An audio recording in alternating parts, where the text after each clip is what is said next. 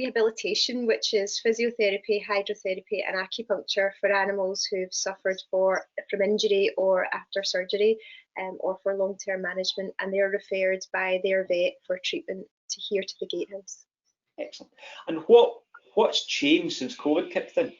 So we work in quite a small environment in close quarters with the pets and their owners, because they often work best while their owners are there. So before lockdown started, when COVID began, we had to implement some distancing between owners and ourselves. So we started asking owners to drop their dogs off for treatment, which worked better than we thought it would, because the animals were quite used to the environment. So they coped quite well with it, which we were surprised about. We thought they might be anxious without the owners there, but it actually worked okay, and that's what we did until we closed.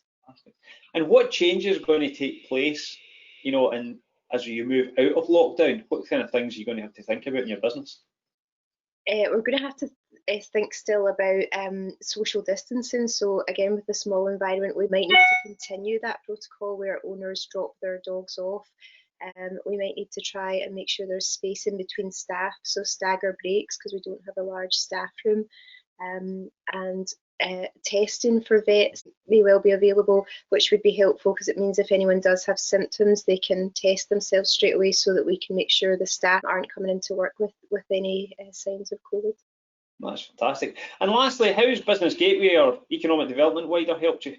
It really helped in showing us what grants were available for support, and also for providing webinars on cash flow availability. So if we needed to look at business loans, that would have been the first place I would went to for advice on that, and also for the grant funding and the furlough scheme, to explain that a little bit better. Thank you very much.